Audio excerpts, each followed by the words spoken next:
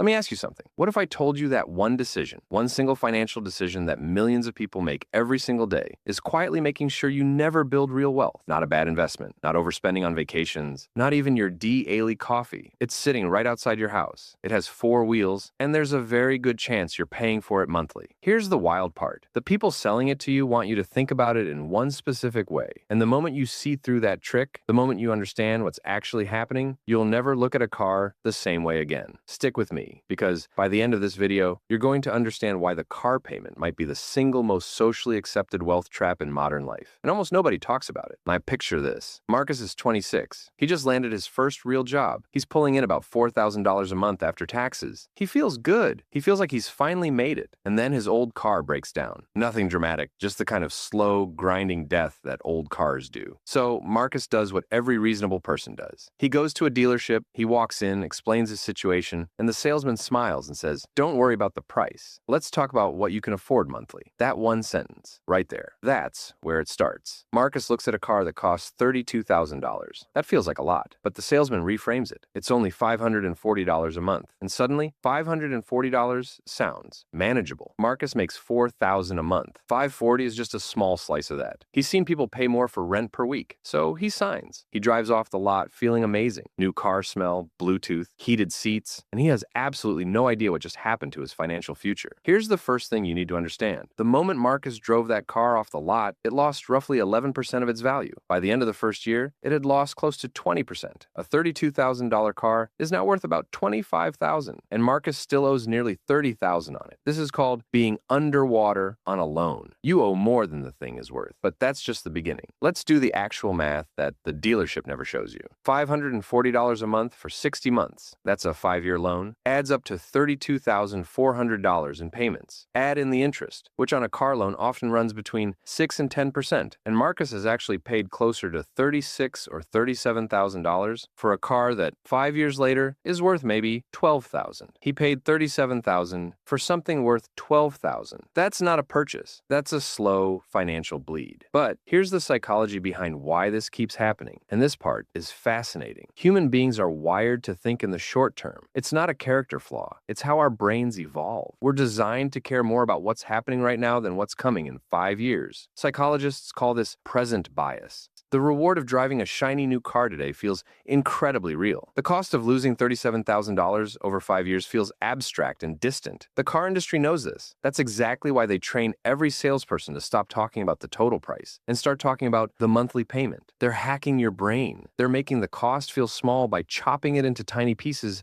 spread across time. It's like if someone said, "Would you pay $370,000 for a hamburger?" You'd laugh. But if they said, "It's just $1 every single day for the next 1,000 years, well, that still sounds ridiculous, but you see the trick, right? The same number feels completely different depending on how you present it. Now, let's go deeper, because the payment isn't even the most dangerous part. Here's the concept that changes everything: opportunity cost. Opportunity cost simply means every dollar you spend in one place is a dollar that can't grow somewhere else. Let's go back to Marcus. Instead of buying that $32,000 car on a loan, imagine Marcus bought a clean, reliable used car for $8,000 cash. It's not glamorous. It doesn't have the heated seats, but it runs perfectly fine. Now, what does Marcus do with that $540 monthly payment he no longer has? He invests it. $540 a month, every month for 30 years, invested into a basic index fund that returns an average of 8% per year, which is historically very reasonable, turns into approximately $800,000. Read that again. A car payment, a single car payment, over a working lifetime, $800,000. That is not a small number. That is the difference between retiring comfortably and working until your body gives out. But it gets worse, because here's the trap that really nobody talks about. Most people don't just buy one car on finance. They buy a new one every 4 or 5 years. The loan ends, the car's worn out, and they go right back to the dealership. A lifetime of car payments, a lifetime of $540 or $600 or $700 a month flowing out and never compounding, never growing, never working for them. The wealthy understand something the rest of us don't. Assets put money in your pocket. Liabilities take money out. A financed car is a liability on top of a liability. You're paying interest on something that is simultaneously shrinking in value. That combination, interest going out, value going down, is the opposite of wealth building. Rich people don't drive expensive cars because they can't afford them. Many of them drive modest cars precisely because they understand this math. Warren Buffett, one of the wealthiest humans alive, drove a battered old Cadillac for years before his daughter convinced him to get something newer. Not because he couldn't afford a fleet of Ferraris, because he understood that every dollar has a destiny, and he wanted his dollars compounding, not depreciating. Now let's talk about the social psychology, because this is where it gets really interesting. Why do people keep falling into this trap, even when the math is obvious? Because money isn't just math. Money is emotion. Now, money is identity. We live in a world where your car is a signal. It tells people, or we think it tells people, something about who we are, what we've achieved, where we're headed. A new car says, "I've made it." An old car feels like wearing your struggles on your sleeve. Psychologists call this status signaling. We're wired as social creatures to care deeply about how we appear to the group. And in modern society, few things signal status as loudly as what you drive. The problem is, and this is the brutal truth, the people you're trying to impress with your car payment are too busy worrying about their own image to genuinely care about yours. The neighbor who sees you pull into the driveway in a new car doesn't think, "Wow, Marcus is doing well." They think,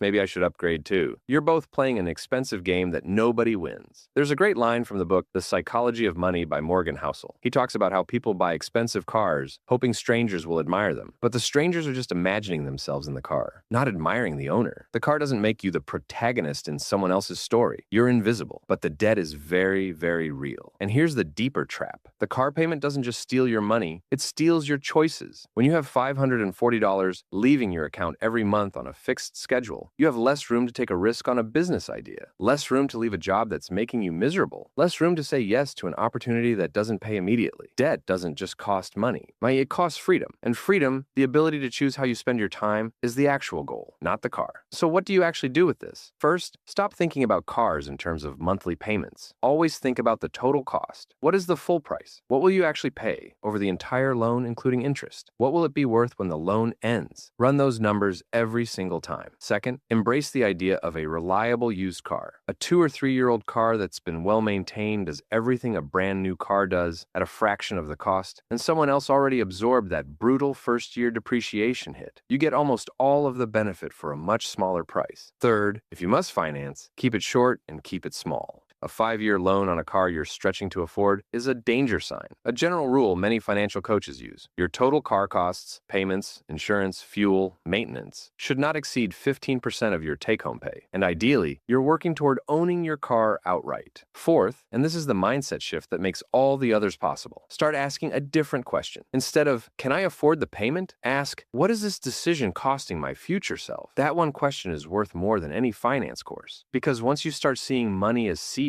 that can grow instead of water that just flows through your hands, you start making different choices. You start thinking like someone who builds wealth, not just someone who earns money and spends it. Marcus, I know our guy from the beginning. Let's check in on him. By the time he's 50, if he keeps cycling through car payments his whole life, he'll have spent hundreds of thousands of dollars on depreciating metal. He'll have a collection of cars, none of which he owns anymore, and a portfolio that never quite got started. But if Marcus watches a video like this one at 26, if he catches the trap early, and he redirects just one car payment into the market for the next 3 decades, he retires early. He has choices. He has the thing that money is actually supposed to buy you, which is time and freedom. The car payment trap isn't talked about enough because it's normal, and things that are normal are invisible. Everybody does it, so nobody questions it. The dealership makes it easy. The culture celebrates it, and your brain is wired to take the shiny thing now and deal with tomorrow later. But now you see it, and once you see a trap, it loses most of its power. The road to wealth isn't glamorous. It's not a new car smell and heated seats. It's a quiet decision, made over and over again, to let your money grow instead of watching it drive away. Think about that the next time someone asks you what you can afford monthly.